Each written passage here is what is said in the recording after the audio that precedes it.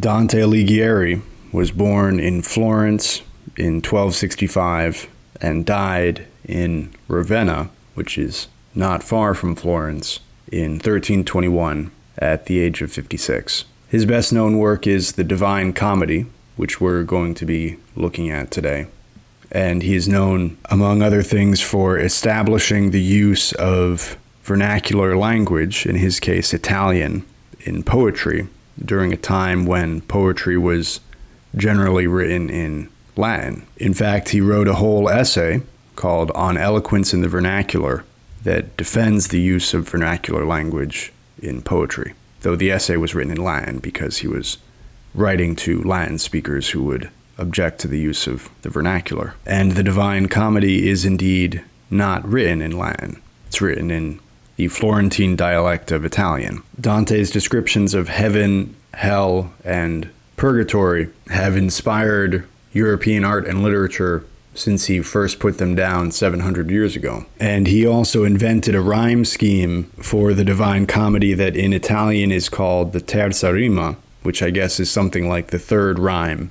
And how it works is that you have 3-line verses. So each verse has 3 lines. And where the first verse would be A, B, A, the next verse would be B, C, B. And then the verse after that would be C, B, C, and then D, C, D, and so on. So in each verse, the first and third lines rhyme, but also the second line of the previous verse rhymes with the first and third lines of the subsequent verse. So the verses interlock all the way through the poem. And this is pure speculation, but I don't think it would be going too far to imagine that Dante, in inventing this 3-line verse, he was thinking of something theological, that he was thinking of the Trinity, given the subject matter that he was dealing with. Dante is one of these literary men who also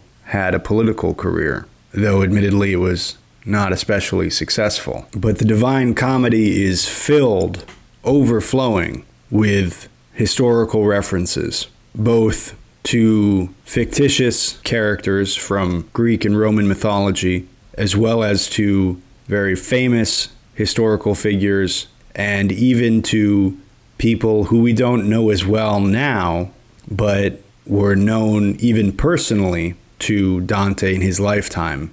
Politicians in 13th century Florence who had been on this or that side of the fighting that was going on at the time. And if Dante had written this work, say, in his 20s when he was going to seminary school, he never went to seminary school, I'm making up an example, and he were condemning this person and praising that person without having had any experience himself, that might still be valuable and interesting and have literary weight. But I'm very interested in that nexus between literature and politics, or literature and history, or literature and human life. So I was very interested to learn that Dante had this political career, and it was partially because that career imploded that he spent a bunch of time writing this very long, very complex, very challenging poem. So before we get to the poem, I want to talk a little bit about his life before he started writing it. So the first thing to know is that when Dante was young, there was a power struggle going on in central and northern Italy between the Guelphs and the Ghibellines. These are 2 factions that support the Pope on the one side. The Guelphs support the Pope, and the Holy Roman Empire on the other side. The Ghibellines support the Holy Roman Empire. So we have the Guelphs supporting the Pope and the Ghibellines supporting the Holy Roman Empire. And Dante's family was loyal to the Guelphs. Though now we're talking about the late 13th century, this conflict goes back to the investiture controversy in 1075, which was a conflict between the church and the state over who gets to pick bishops and abbots, and even the Pope. And it led to the Concordat of Worms in 1122, under which Henry V of the Holy Roman Empire renounced his right to appoint bishops and abbots, and so the church largely had control over that. But it didn't end there, and now in the late 13th century, in Dante's time, the Guelphs and the Ghibellines are still fighting over this. And in 1289, when Dante was 24 years old, he fought in the Battle of Campaldino, in which the Guelphs defeated the Ghibellines, and some 2,000 people were killed in this battle, so it was a serious fight. And that battle was largely the end of the Ghibellines in the area at the time, but then the Guelphs divided into two factions, those being the white Guelphs and the black Guelphs, and Dante was in the white Guelphs. And this split was initially along family lines, but it came to be characterized by an ideological difference about the exact role of the Pope in Florentine politics and affairs. Remember, the Guelphs in general support the Pope, but now that they've won, they're disagreeing over exactly what that means. And the black Guelphs wanted more influence and interference of the papacy in Florence, and the white Guelphs wanted less. Eventually, the white Guelphs drive out the black Guelphs, and then the Pope, who at that time is Boniface VIII, makes a plan to invade Florence, and he gets Charles of Valois, who is the brother of Philip IV in France, pretty significant king of France, to help him. But the invasion hasn't happened yet, but they feel that it might, and so the Council of Florence sends a delegation to Rome to talk to Boniface, to talk to the Pope, to try to learn what he's planning, what he wants. And Dante is part of that delegation. Pretty soon after the delegation gets to Rome, Boniface dismisses everybody except for Dante, whom he asks to stay in Rome, and so Dante does. And at about that same time, Charles of Valois enters Florence with the Black Guelphs, and they destroy much of the city, kill many of their political enemies over the next week, and they establish a new Black Guelph government. This is all taking place in late 1301, and 4 months later, in March of 1302, the Black Guelphs accuse Dante, who is still in Rome, of corruption and sentence him to exile for 2 years and order him to pay a large fine. Dante never paid the fine, partially because he believed he was not guilty, and partially because the Black Guelphs had already seized all of his assets in Florence. He was then condemned to perpetual exile, and if he had returned to Florence without paying the fine, he could have been burned at the stake. Dante participated in several attempts by the white Guelphs to regain power in Florence, but the attempts were betrayed and they failed. Several years later, in 1310, Holy Roman Emperor Henry VII of Luxembourg entered Italy with 5,000 soldiers, and Dante was excited about this development and hoped that Henry would be able to help the white Guelphs retake Florence, and he wrote to Henry and to several other Italian princes, apparently asking for help in destroying the Black Guelphs. And it was also during this period that he wrote Monarchia, which is a book favoring a strong Holy Roman Emperor who has more power than the Pope. He's arguing for that in principle, why that's a good thing. And indeed, in 1312, Henry VII attacked Florence and defeated the Black Guelphs, but he died of a fever the following year in 1313. So he died before he was able to change any rulings to allow Dante back into Florence. In the meantime, Dante had been living in Verona in relative peace and prosperity. At some point, there was some kind of an attempt by the Black Guelphs to rescind his exile order if Dante would agree to meet certain conditions. Dante rejected the conditions, and after this disagreement, the sentence of death to Dante, if he ever returned to Florence, was then also extended to his sons. So it's now not only him, but his sons will also be put to death if he returns to Florence. He moved to Ravenna, another Italian city, in 1318, where he spent the last few years of his life before he died in 1321. 8 years after he died, in 1329, a cardinal and nephew of the Pope classified the Monarchia, that book that he had written in favor of a strong Holy Roman Emperor. This cardinal classified Monarchia as heretical and sought to have Dante's bones burned at the stake. They just won't leave this guy alone. Fortunately, some other people intervened and this didn't happen. The city of Florence eventually regretted having exiled Dante and repeatedly asked that his remains be moved to Florence. The custodians of the body in Ravenna refused, and at one point they went so far as to hide the bones in a fake wall in the monastery. Despite not having the remains, Florence built a tomb for Dante in 1829, and it has been empty ever since, with Dante's body remaining in Ravenna. In June of 2008, close to 7 centuries after Dante's death in 1321, the City Council of Florence passed a motion rescinding Dante's sentence. So that was nice of them. The front of Dante's tomb in Florence reads in Italian, "Honor the most exalted poet," and that is a quote from the 4th canto of the Inferno. Thomas Carlyle, at some of whose writing we'll be looking at in a few weeks, said of Dante, quote, "He is world great, not because he is worldwide, but because he is world deep. Dante is the spokesman of the Middle Ages. The thought they lived by stands here in everlasting music."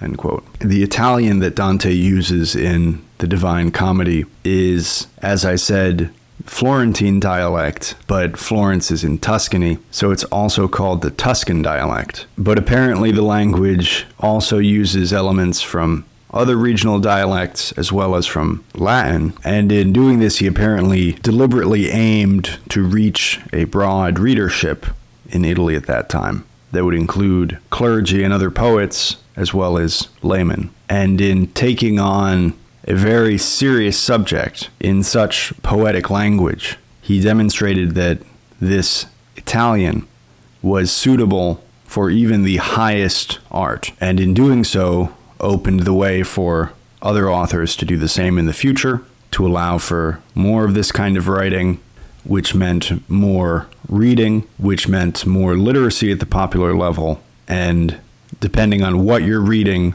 more reading in a society can be a straight route to the elevation of culture in that society and the development of its knowledge and its science. I read the translation by Henry Wadsworth Longfellow, and in retrospect, this might have been a case where it was worthwhile to read a more modern translation, because while the Longfellow translation is obviously very good and prepared by a famous poet, the Divine Comedy is complicated in 2 ways. First of all, it is about infernal and celestial subject matter.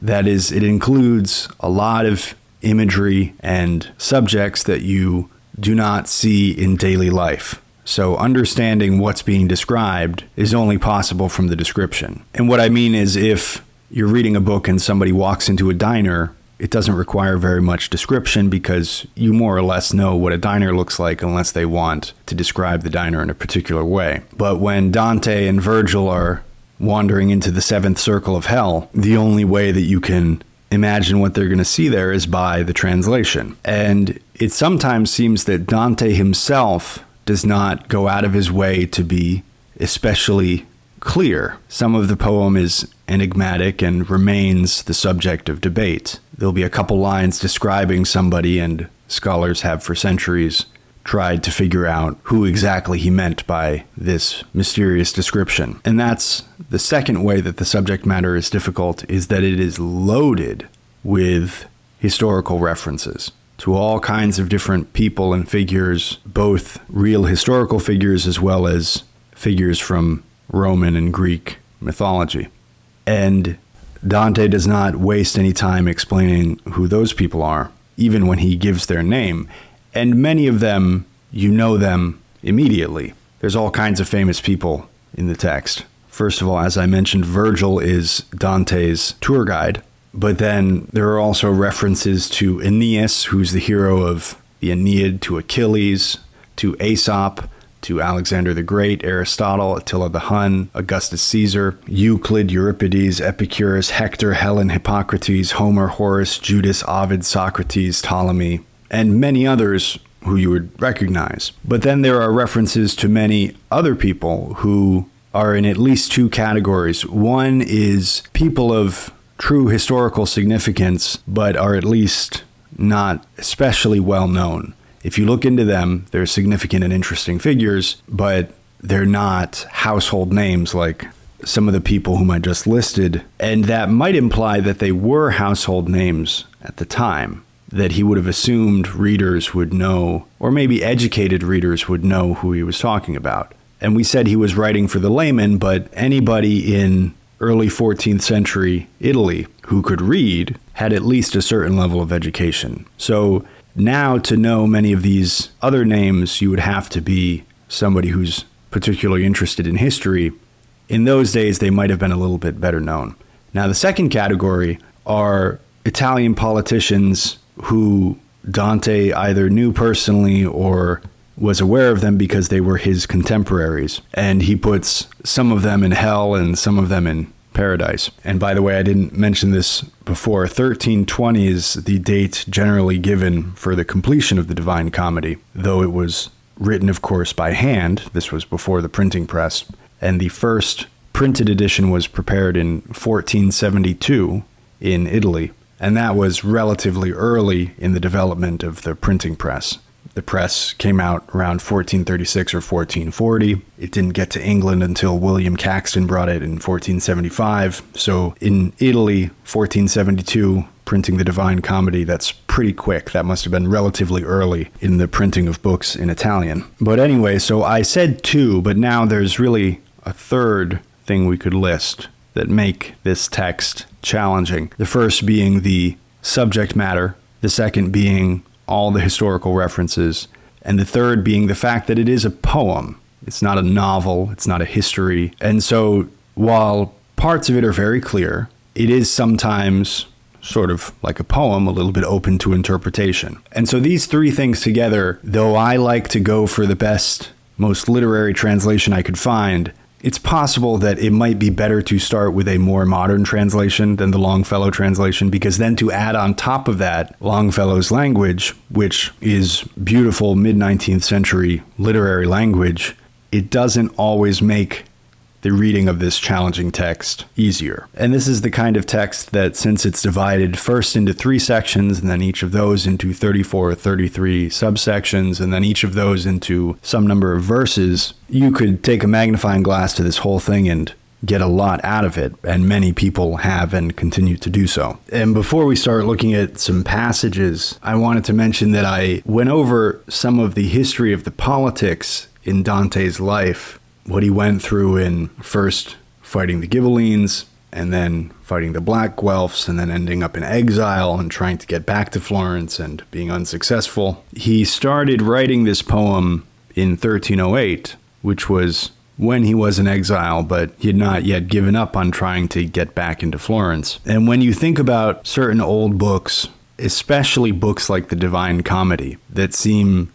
so stern and serious and somber that it almost seems like they were written by God, it's important to remember that a man wrote this, a guy who wanted to get back to his hometown, and he couldn't, and he was a bit older. In 1308, when he started writing this, he was 43, so that's obviously not terribly old, but he had experienced some things. He wasn't a kid, he wasn't in his 20s, and in the Divine Comedy, he's very obviously sometimes reflecting on his own life, not only the other people in it, but on himself and his actions. And with this podcast, both this episode and the podcast as a whole, one of the things that I want to break and replace is this perception of history and of the people in history as being somewhere in the distant, dark, shadowy, misty past.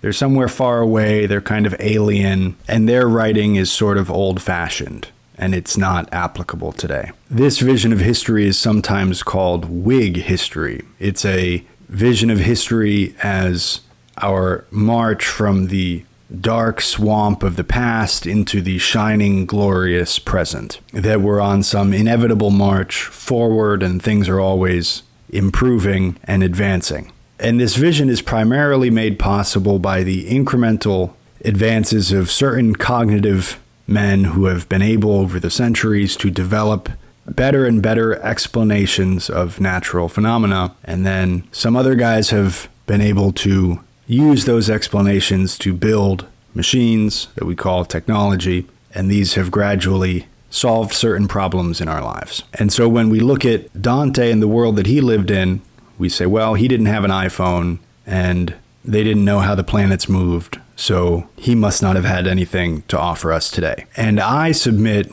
that people at all times throughout history are faced with many of the same problems, or we might say circumstances of existence. We're all born of women, we are all bound to die. And in between, we have to figure out how to get along with each other and how to earn our living. And we might look at Dante and say, well, he was living in a certain cultural context, and so he had certain ways of addressing these circumstances. We are not exempt from that. We are also living in a certain cultural context that gives us certain ways to answer these questions. They might be correct and they might be incorrect, but it's not as if Dante's time was colored by this lens of medieval Christianity and our time has no lens at all. We have our own lens. So if you don't naturally do this, and even if you do, I try to do this actively and I still forget and I have to remind myself. But I invite you to, as we discuss some passages from the Divine Comedy, think of Dante not as this alien figure who lived a long time ago in a distant past, and now we're reading his book. Think of him as a man living this human life, trying to figure out what is good, trying to live a good life, trying to determine what that means. And in the process of doing so, deliberately, carefully, assiduously, over the course of 12 years, working his way through this piece of literature. One letter, word, line, verse, canto, canticle at a time. Every word that we're going to be looking at today, first, Dante wrote it with his hand in 14th century Italian, and then 500 years later, Henry Wadsworth Longfellow translated it, again by hand. Longfellow published his translation in 1867, and so now, you and I, 150 years or so after that, are looking at it. And this is all interconnected such that it's not as if Dante and in a secondary way, Longfellow are the spectacle in this event and we are the audience. They only did their work with the hope that people like you and me would look at it. We are the reason why they did all this work. Not us specifically, obviously, but readers. So by looking at this text, we are part of this long cultural connection with roots that stretch all the way back to the 13th century, and arguably even further than that because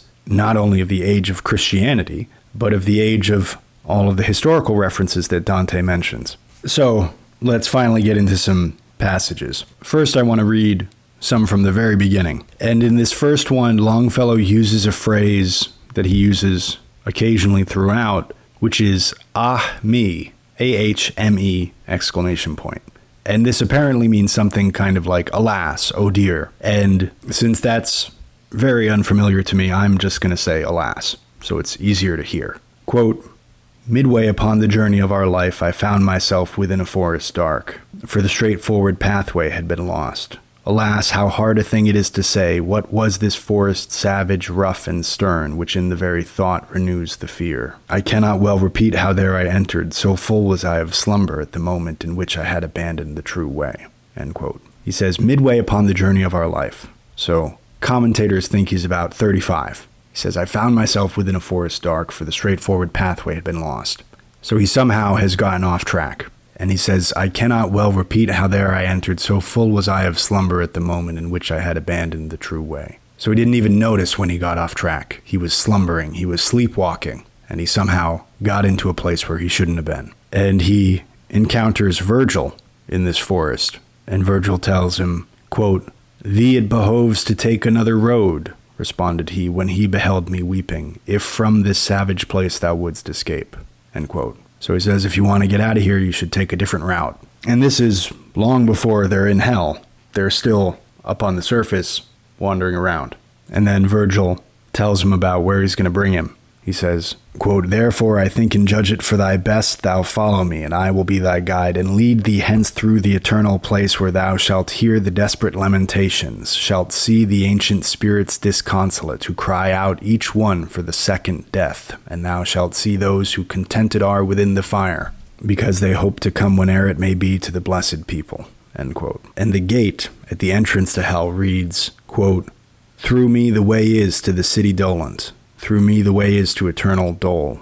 Through me the way among the people lost. Justice incited, my sublime creator. Created me divine omnipotence, the highest wisdom and the primal love. Before me there were no created things, only etern, and I eternal last. All hope abandon, ye who enter in." End quote. And at one point now they're in hell, and Virgil points to some unbaptized souls, and he says to Dante, quote, "Thou dost not ask what spirits these which thou beholdest are. Now will I have thee know, ere thou go further, that they sinned not, and if they merit had, 'tis not enough, because they had not baptism, which is the portal of the faith thou holdest. And if they were before Christianity, in the right manner they adored not God. And among such as these am I myself, for such defects and not for other guilt.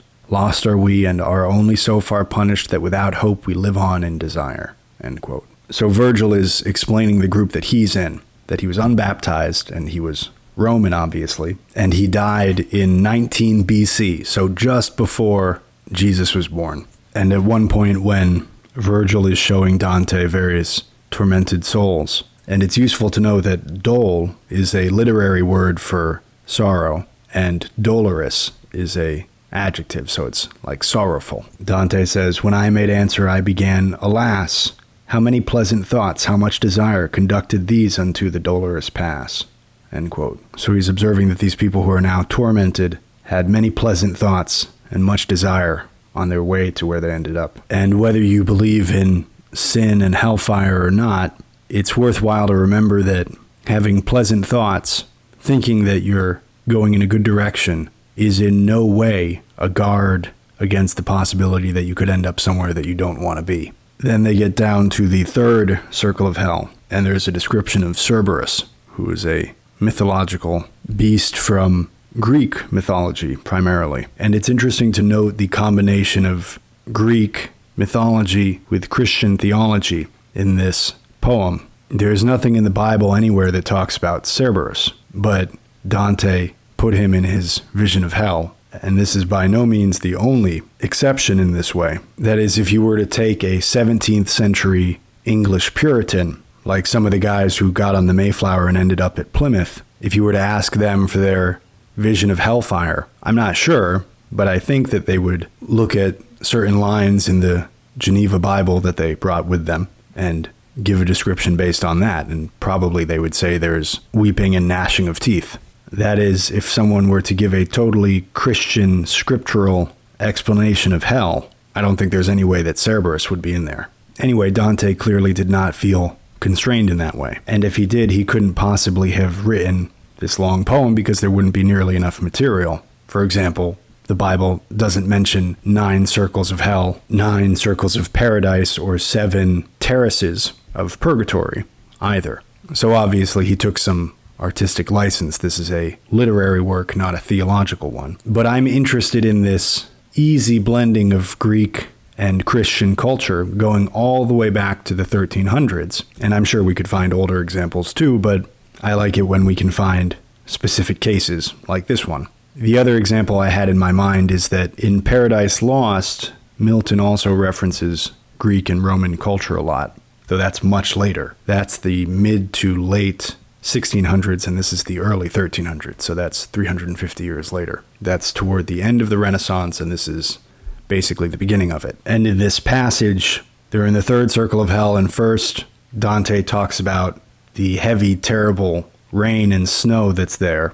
Then Cerberus, who has 3 heads and barks like a dog and tears the people there apart. And then when Cerberus sees Virgil and Dante, Virgil throws some dirt at Cerberus, so then Cerberus is chewing on the dirt instead of bothering them. Quote, "In the third circle am I of the rain eternal, maledict cold and heavy. Its law and quality are never new. Huge hail and water, somber-hued in snow, athwart the tenebrous air pour down amain. Noisome the earth is that receiveth this. Cerberus, monster cruel and uncouth, with his 3 gullets like a dog is barking over the people that are there submerged. Red eyes he has, an unctuous beard and black, and belly large, and armed with claws his hands. He rends the spirits, flays and quarters them. Howl the rain maketh them like unto dogs. One side they make a shelter for the other. Oft turn themselves the wretched reprobates. When Cerberus perceived us, the great worm, his mouth he opened and displayed his tusks. Not a limb had he that was motionless. And my conductor with his spans extended took of the earth, and with his fists well filled he threw it into those rapacious gullets.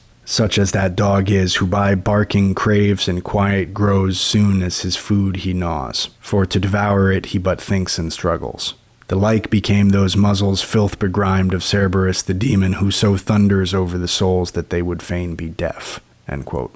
And they're looking at tormented souls in another part of hell and talking about the riches that people fight over in life.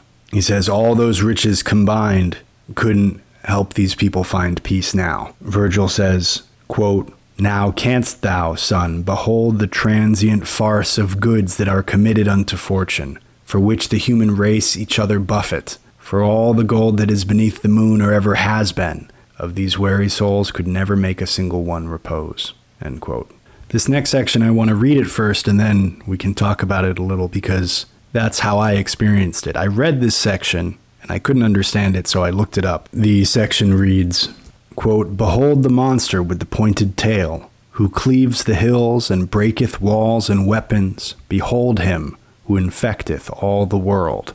Thus unto me my guide began to say, and beckoned him that he should come to shore, near to the confine of the trodden marble. And that uncleanly image of deceit came up and thrust ashore its head and bust, but on the border did not drag its tail. The face was as the face of a just man. Its semblance outwardly was so benign, and of a serpent all the trunk beside. 2 paws it had, hairy unto the armpits. The back and breast and both the sides it had depicted, or with nooses and with shields." End quote. So there are these beings that have the face of a just man. Its semblance outwardly was so benign, very nice looking guy, but its body is a snake, and of a serpent all the trunk beside. And it has 2 hairy paws. 2 paws it had hairy unto the armpits. And it's got nooses and shields. I don't know what that's about, but nooses depicted on its back, its chest, and its sides. The back and breast and both the sides it had depicted, or with nooses and with shields. So this is a very interesting and strange description. And if you look it up, this is apparently the usurers in hell. These are people who practiced usury, which is defined, depending on where you look, as either charging interest at all on a loan, or charging an unreasonably high rate of interest on that loan. And usury is one example of a word that defines something very specific and has largely fallen out of use. And it's been replaced by the word interest, which is a much more benign sounding word, and it has other meanings as well. Something can be in your interest. It sounds like it could be a good thing. Whereas if you're talking about interest on a loan, this is actually a very hazardous thing if you're not careful. And a lot of people fall into credit card debt exactly because they're not sufficiently aware of this danger of the interest rate on a credit card. It might be more useful if that were instead called the usury rate. What's the usury rate on the credit card? That might make people pay a little more attention. But Dante here is depicting usurers as having a benign and friendly looking face and the body of a serpent. Though what's strange is in that passage, in the passage I read and also the canto surrounding it, there's no mention of who these guys are. But if you look up this passage online, a lot of people say this is about usurers. And it might be because there is an Italian politician mentioned in that section that maybe they figured it out that way, because that guy was known as a usurer, or Dante thought of him as such. And in the table of contents, in the Longfellow translation, Canto 17 of the Inferno is called Geryon, the Violent Against Art, Usurers, Descent into the Abyss of Malabolga. So that obviously has usurers as one of the subjects in the canto, but I couldn't figure out if these, you can't really call them titles, these headings for the cantos, whether they were written by Dante or did Longfellow add them or what, because they're not written above each canto in the text. They're only in the table of contents at the beginning. And in the same section, a little further down, Virgil and Dante get on the back of this monster called Geryon, and they fly down deeper into hell on his back, because that's the only way to get further down is by riding on this monster. And Geryon is usually a figure in Greek mythology. He's described as being the grandson of Medusa and the nephew of Pegasus, and he has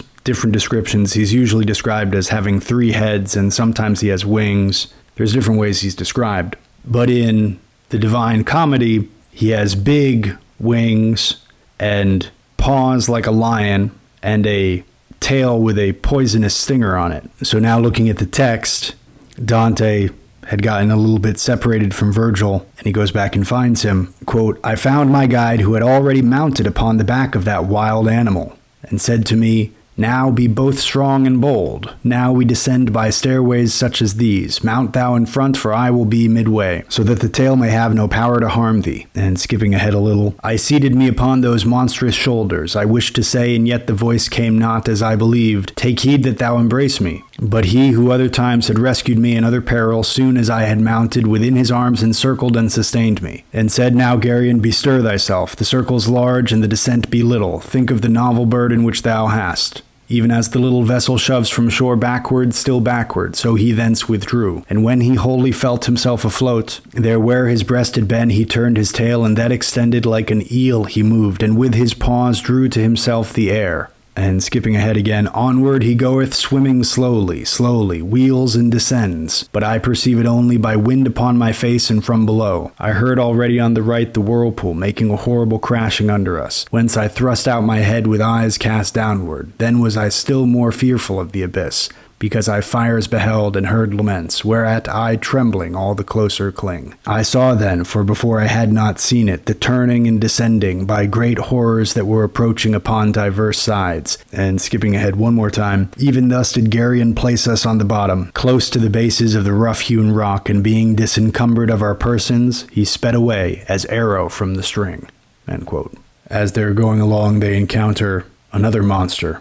Quote, "And I beheld behind us a black devil, running along upon the crag, approach. How ferocious was he in his aspect, and how he seemed to me in action ruthless, with open wings and light upon his feet. His shoulders, which sharp pointed were and high, a sinner did encumber with both haunches, and he held clutched the sinews of the feet. From off our bridge he said, 'O Malebranche, behold one of the elders of Saint Zita. Plunge him beneath, for I return for others unto that town, which is well furnished with them.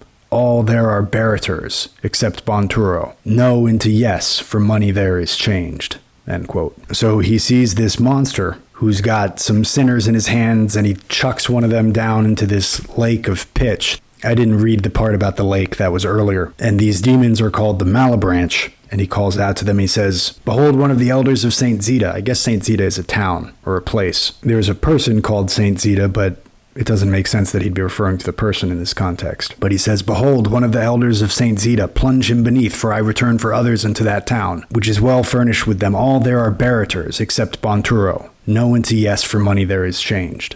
So he's saying, I'm going back to get more. There are lots of barators in that town. So then we come to this word, barator. Barrator. That's the person who does it. And the other word is baratry. Barratry. So what's baratry? Baratry is the purchase or sale of office or preferment in church or state. And a barator is just someone who commits baratry. This is another word that has basically fallen out of use, but is more specific than the word that we use instead. The word that most people would use for this today is simply corruption. We'd say corruption in government or a corrupt politician. And we'd be talking about somebody who abuses their office by repaying a favor in exchange for money, or something like that. There's a few different things that fall under the heading of corruption. But corruption is a general term, and baratry is a specific one. And I see no reason why we shouldn't use this more specific word, either barator or baratry, as needed when that's what we're talking about. When we're talking about somebody buying or selling an office being a position, of course, rather than a physical office. And this is something that is tremendously common in politics today, is, for example, somebody doing a lot of good fundraising for somebody, for a presidential politician, or donating a lot to a campaign even, and then subsequently being appointed to a cabinet position. How is that not barratry? It completely is. So I encourage you to take this pair of nice words and to use them as appropriate for politicians who buy and sell positions of influence. And remember that in the Divine Comedy, Dante describes vividly the place reserved in hell for such people. And in this example, this is only one such example, I think we have part of the significance of this text over the past 700 years, though it did go through a period of not being read very much and then it was rediscovered a bit later. Even if you're not a believer, it can be difficult to read the descriptions of the Inferno because they're so horrible. For a society of Christian believers, this would be even more horrible to read. And it likely frightened at least some young politicians into trying to be honest. I don't think that's the highest form of morality, to fear punishment, but I do think that there are plenty of people who are moral because they fear divine punishment. And if they didn't, they would behave worse than they did. And this text probably helped to enliven the imaginations of some young politicians who otherwise might have been tempted to abuse their offices. Because it's not only pain, it's humiliation. Indeed, one of them says, quote, "It pains me more that thou hast caught me amid this misery where thou seest me, than when I from the other life was taken," end quote.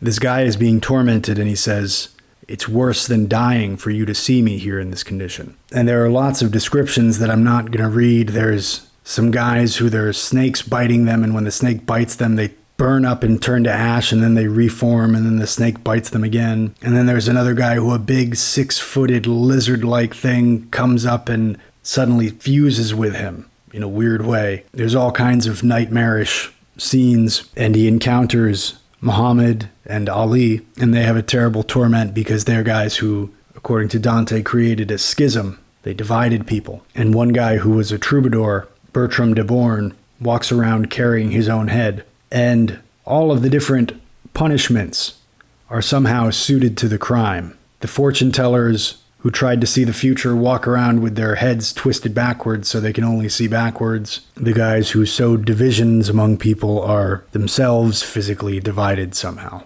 Here's a cool description. Quote, "I could hear the blare of a loud horn, so loud it would have made each thunder faint, which counter to it following its way mine eyes directed wholly to one place. After the dolorous discomfiture when Charlemagne the holy emprise lost, so terribly Orlando sounded not. Short, while my head turned thitherward, I held, when many lofty towers I seemed to see. Whereat I, Master, say what town is this? And he to me, because thou peerest forth athwart the darkness at too great a distance, it happens that thou errest in thy fancy. Well shalt thou see, if thou arrivest there, how much the sense deceives itself by distance. Therefore a little faster spur thee on." Then tenderly he took me by the hand and said, "Before we farther have advanced, that the reality may seem to thee less strange, know that these are not towers, but giants, and they are in the well around the bank, from navel downward, one and all of them." End quote. So they're walking and he sees a town up ahead. He sees what he thinks is a town. And Virgil says to him, "That's not a town. Those aren't castles. Those are giants. And we're very far away from them." And at one point they're climbing in some rough terrain, and Dante gets tired and he sits down for a minute. And Virgil says, quote, "Now it behoves thee thus to put off sloth," my master said, "for sitting upon down or under quilt one cometh not to fame." End quote. So he's saying, get up, you lazy bones. Nobody ever did anything important sitting on duck feathers or under a quilt. He says, "Now it behoves thee thus to put off sloth, for sitting upon down or under quilt one cometh not to fame." Not that fame should be the goal, but that's good advice for anybody trying to do something important. And at one point, Dante takes a pot shot at all of Genoa. He says, Genoese, ye men at variance with every virtue, full of every vice, wherefore are ye not scattered from the world?" Wherefore means why, of course. He says, you guys are against every virtue and you have every vice. Why aren't you just wiped out? So I guess Dante did not like people from Genoa. And he also says, Pistoia, Pistoia, why resolve not to burn thyself to ashes and so perish, since in ill-doing thou thy seed excellest? He says to the people of Pistoia, you guys should just burn yourselves up and die because you only continue your lineage by doing bad things. So Dante was not into these two cities. And once they've made it into purgatory, Virgil talks about reason. And he says that it's crazy to think that our reason could help us to understand religion. That Jesus was sent because we're incapable of perceiving this as it truly is, and those who want an explanation will never be satisfied. And he lists Aristotle and Plato among such people. And you can take from this passage what you will. Virgil says, quote, insane is he who hopeth that our reason can traverse the illimitable way which the one substance in three persons follows. Mortals remain contented at the quia, for if he had been able to see all, no need there were for Mary to give birth, and ye have seen desiring without fruit, those whose desire would have been quieted, which evermore is given them for a grief. I speak of Aristotle and of Plato and many others.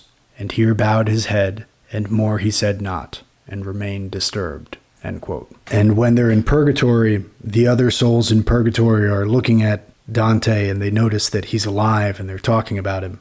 He's bothered by people talking about him, and Virgil gives him some good advice. Quote, I had already from those shades departed and followed in the footsteps of my guide, when from behind, pointing his finger at me, one shouted, see, it seems as if shone not the sunshine on the left of him below, and like one living seems he to conduct him. Mine eyes I turned at utterance of these words, and saw them watching with astonishment, but me and the light which was broken. Why doth the mind so occupy itself, the master said, that thou thy pace dost slacken? What matters it to thee what here is whispered? Come after me, and let the people talk. Stand like a steadfast tower that never wags its top for all the blowing of the winds. Forevermore the man in whom is springing thought upon thought removes from him the mark, because the force of one the other weakens. End quote. And something we haven't talked about yet at all is the character of Beatrice. And Beatrice appears in two of Dante's writings. One is called The New Life, and the other one is The Divine Comedy. And Dante, in other places, says that he met someone named Beatrice only 2 times. And the 2 occasions were separated by 9 years. He met this girl for the first time when he was 9 years old and she was 8. And then when he was 18 and she was presumably about 17, they ran into each other again on the streets of Florence and exchanged greetings. And he never knew her very well, but he was so affected by these simple, short encounters that he carried this love for her throughout his entire life. And Virgil is unable to go into paradise, so Beatrice then escorts Dante into paradise and takes him around there. So this woman that he barely knew became for him an angelic representation of divine love. And what's interesting about the descriptions of paradise is that Dante says a few times, I'm going to try to describe it, but I can't even really remember it quite right, but I remember that it was amazing. I'm paraphrasing, of course, but for example, at one point he says, quote, within that heaven which most his light receives was I, and things beheld which to repeat nor knows nor can who from above descends. Because in drawing near to its desire our intellect engulfs itself so far that after it the memory cannot go. Truly whatever of the holy realm I had the power to treasure in my mind shall now become the subject of my song. End quote. He says, once you come back from there, you can't quite remember what it was like. And at another point, Beatrice is trying to explain to Dante the order of the universe. Quote, whereupon she, after a pitying sigh, her eyes directed towards me with that look a mother casts on a delirious child, and she began, all things whate'er they be have order among themselves, and this is form that makes the universe resemble God. Here do the higher creatures see the footprints of the eternal power, which is the end whereto is made the law already mentioned. In the order that I speak of are inclined all natures, by their destinies diverse, more or less near unto their origin. Hence they move onward, unto ports diverse o'er the great sea of being, and each one with instinct given it which bears it on. This bears away the fire towards the moon. This is in mortal hearts the motive power. This binds together and unites the earth." End quote. And at the close of the Divine Comedy, the end of Paradiso, of paradise, Dante is given a glimpse of the divine light. Maybe he's supposed to have seen God himself, or maybe just momentarily comprehended the unity of the universe or something. But he's given a glimpse of something, and he tries to describe it. And the description, I think, is in part very vivid because he says, you'll hear it, he says, like a dream, you can remember the feeling that it gave you, but you can't remember what the vision was. And I think we've all had dreams like that, especially if you have a dream with a very pleasant feeling or a very peaceful feeling, or even just a particular feeling, just a specific sentiment. You can sometimes, especially soon after you wake up, still remember the feeling, but you don't remember what the dream was. He says, quote, "Then unto the eternal light they turned, on which it is not credible could be by any creature bent an eye so clear. And I, who to the end of all desires was now approaching, even as I ought the ardor of desire within me ended. Bernard was now beckoning unto me and smiling, that I should upward look, but I already was of my own accord such as he wished, because my sight, becoming purified, was entering more and more into the ray of the high light which of itself is true. From that time forward what I saw was greater than our discourse, that to such vision yields, and yields the memory unto such excess. Even as he who seeth in a dream, and after dreaming the imprinted passion remains, and to his mind the rest returns not. Even such am I, for almost utterly ceases my vision, and distilleth yet within my heart the sweetness born of it. Even thus the snow is in the sun unsealed. Even thus upon the wind in the light leaves were the soothsayings of the Sibyl lost. O light supreme that dost so far uplift thee from the conceits of mortals, to my mind of what thou didst appear relend a little, and make my tongue of so great puissance, that but a single sparkle of thy glory it may bequeath unto the future people. For by returning to my memory somewhat, and by a little sounding in these verses, more of thy victory shall be conceived. I think the keenness of the living ray which I endured would have bewildered me, if but mine eyes had been averted from it. And I remember that I was more bold on this account to bear, so that I joined my aspect with the glory infinite. O grace abundant, by which I presumed to fix my sight upon the light eternal, so that the seeing I consumed therein. I saw that in its depth far down is lying, bound up with love together in one volume, what through the universe in leaves is scattered, substance and accident and their operations, all interfused together in such wise that what I speak of is one simple light. The universal fashion of this knot methinks I saw, since more abundantly in saying this I feel that I rejoice. Here vigor failed the lofty fantasy, but now was turning my desire and will, even as a wheel that equally is moved, the love which moves the sun and the other stars." End quote. Those are the passages that I wanted to show you from the Divine Comedy. It's definitely a challenging text, and it goes from the very low to the very high, from the truly infernal to the celestial. And as I've said, it can be discussed a lot more. There are dozens of interesting historical figures that I learned about looking up names while reading this.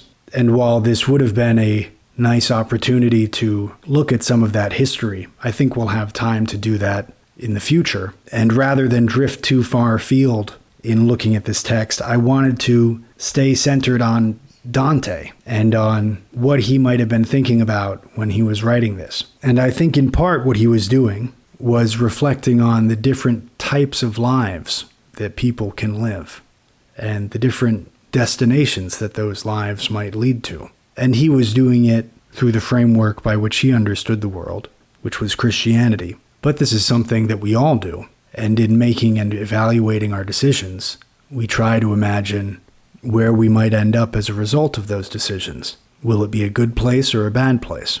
And what are all the different pitfalls that we can stumble into? And how can we best avoid them? If you enjoyed listening to this podcast, I hope you'll go either to my website, vollrathpublishing.com, that's VOLLRATH publishing.com, or to Amazon, and to pick up a copy of the edition of Mary Shelley's Frankenstein that I printed. We prepared it with an original cover with 97 footnotes throughout the text that explain some of the more unusual references and vocabulary words that Mary Shelley uses. I'm very pleased with the print quality of the book. I'm very happy with how it came out. We have it at a good price, free shipping anywhere in the United States. And if you haven't read Frankenstein, you absolutely should. It's as relevant today as it's ever been since it was published over 200 years ago. It was first published in 1818, but it was revised and republished in 1831, and that slightly revised text is the one that's in more common use. So it's either over 200 or slightly under 200 years ago that it was published, depending on which date you go by. If you have read it, you should get it for a friend or a family member who hasn't. This is an excellent introduction to classic literature for somebody who's not used to reading old books. It's very short, it's very fast-paced, it's very interesting, a lot to think about, a lot to discuss. It's really a great read, and I think everybody should have a copy of it on their bookshelf. And that's all I have for today. Farewell until next time. Take care, and happy reading.